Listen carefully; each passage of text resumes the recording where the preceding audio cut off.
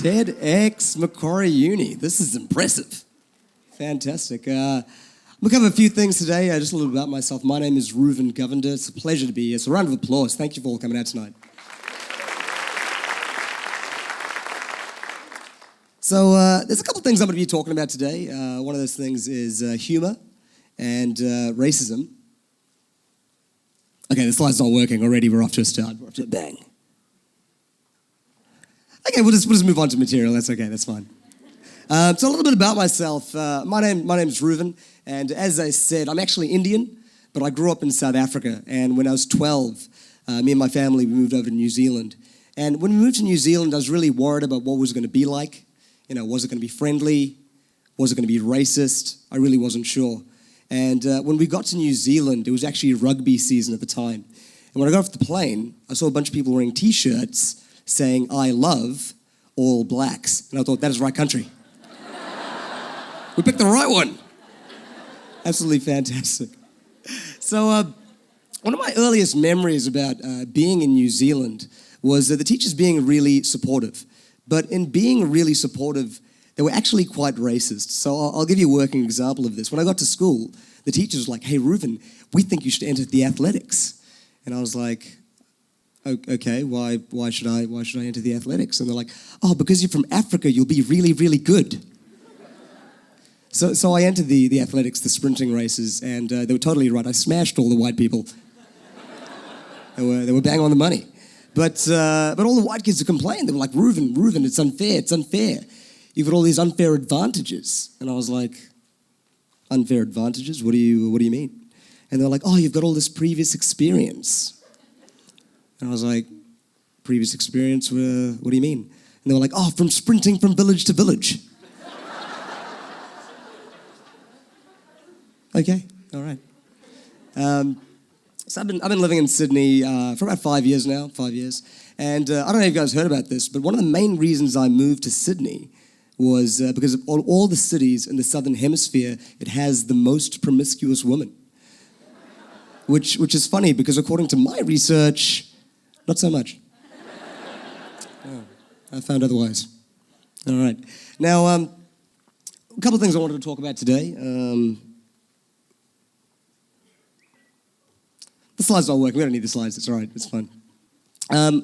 Now, I grew up, like I said, I grew up in South Africa and I moved to New Zealand.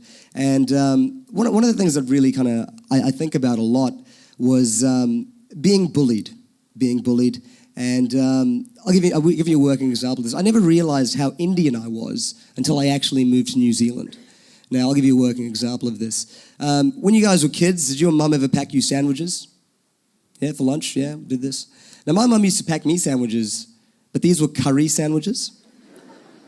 And I used to be like, "Hey, Mum, please don't pack me curry sandwiches because the white kids are going to make fun of me." And she was like, "Oh, what do you mean? What are they going to say?" And I was like, "They're going to call me curry muncher because I'm literally munching curry in front of them. I'm giving them a lot of material to work with." But I couldn't really argue with my mum. And she'd be like, "Oh, well, if they call you curry muncher, I've got just the thing. You turn around and you call them pork munchers." Thank you, Mum, for that perler. That really showed those bullies. So I couldn't really say anything. I used to go along with my curry sandwiches to school. And one day, unfortunately, these curry sandwiches actually spilled into my backpack. And now I'm walking to school and I literally smell like a curry puff. All right? But it was okay because my mum used to pack me hand sanitizer. I was like, cool. Kills 99% of germs. Fantastic. One small problem with that. Curry is not a germ. It actually intensifies the smell. So now I've got a 10-meter radius of curry smell emanating from me. So speaking of not getting laid, I was looking back at my school formal photos, and I was thinking, you know, my fashion sense has really changed, and really changed quite a bit since then. I was looking back at these photos, I'm looking good, I'm looking fly, I'm wearing the Indian gear, and I'm thinking, you know what, that's what you wear. That's what you wear when you don't want to get laid. You know what no girl said ever? "Hey, see that Indian guy with the turban and the curly shoes? Totally sucked us." That's not going to happen. We're not going to hear that. That's not going to happen in our lifetime. Fantastic. Like I was saying, Australia's a very different country. It's a very different to Africa, and one of those differences is like going to the gym. Going to the gym is a big deal in Australia. This is not such a big deal in Africa. It's not on the list of priorities. But I would love for someone to explain the concept of a gym to an African child. You know, they calls them over like, Gobile, come here. This is a gym. This is where white people come when they eat too much food. They pay $24 a week, but most of the time, they do not go. White people, am I right? So yeah, like I was saying, I just got back from traveling recently. We're traveling around for the Melbourne Comedy Festival, all the rest, which was quite fun. And one of the main reasons I don't like traveling and going on tours, because I'm really afraid of air travel. Turbulence in particular, this is something that really freaks me out. I don't really understand how it works. I kind of feel like it's a pilot just a little bit bored, messing with everyone in the cockpit. You know, he hangs out there like, hey, Barry, you wanna see something funny? All right, man, check this out. Ladies and gentlemen, this is your captain speaking. If you could please fasten your seatbelts, we're about to experience some turbulence. That's what I think he's doing in there. You guys are fun. You guys are cool. Yeah. Like I was saying, growing up in South Africa is a very different thing compared to Australia, which is quite nice, quite fun, quite different. Always good to mix it up. Now, I'll close off soonish because I'm running out of time. How many people here feel? How do you guys feel about racism? What's the general feel here about racism in general? Boo. Okay. All right. That's good to go because that's all I got here. That's all I got, guys. Now, racism can be used in a number of ways. You know, racism can be used humor can be used to entrench racism, but humor can also be used to erode racism. And there's a number of ways you can do this. You know, you can use it. You can look at it as a barrier. You can look at it as a tool. Right. In my particular instance, I use it as. I feel like racism has made me funny. That's how I feel. That's how I look at it. Now, I don't know if you heard about this, but by the year 2040, India will be a superpower. Have you guys heard about this? Yeah. Now, does that mean that like in our lifetime we'll have like white people move to India for like a better life? You know, is that possible? So hopefully in our lifetime we'll have this happen. You know, you have Indians teaching white kids in schools, being like, "Okay, kids, today we're going to learn about water." Water. No, water. Water. Little boy, you're not getting it. What is your name? My name is Roger. Roger? Nobody's going to be able to pronounce that.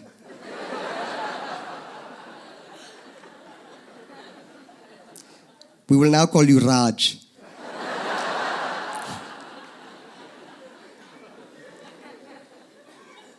You know the Indian kids making fun of the white kid, like, oh, are you going to go home and eat pork? He's a pork bunch, right? What an idiot. Hey, good luck with your love marriage, hey?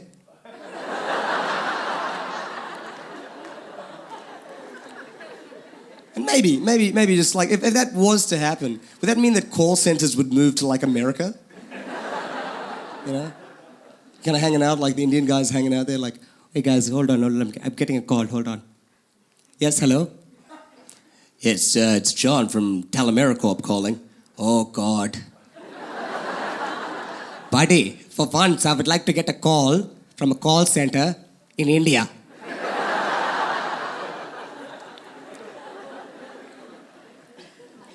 Do we have any James Bond fans in the house tonight?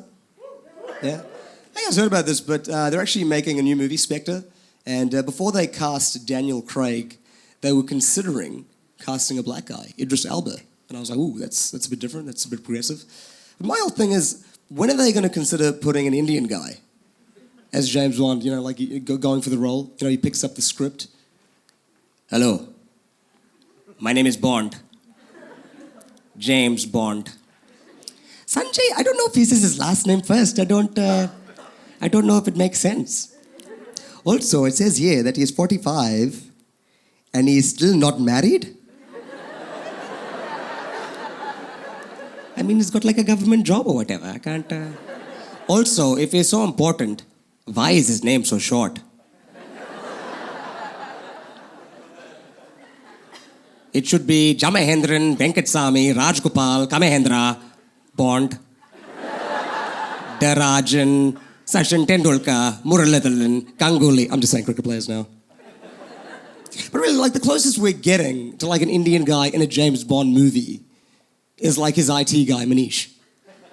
You know, like he has a problem and he calls him up like, hello, yes, Bond, okay, all right. What I want you to do is hit Control, Escape. No, I'm not in Bangladesh. You guys have been fantastic. So I'm going to leave you with one more. I walked into a 7-Eleven the other day and I saw a white guy behind the counter and I thought to myself, you white people are taking our jobs. I'm Ruven Govender, good night.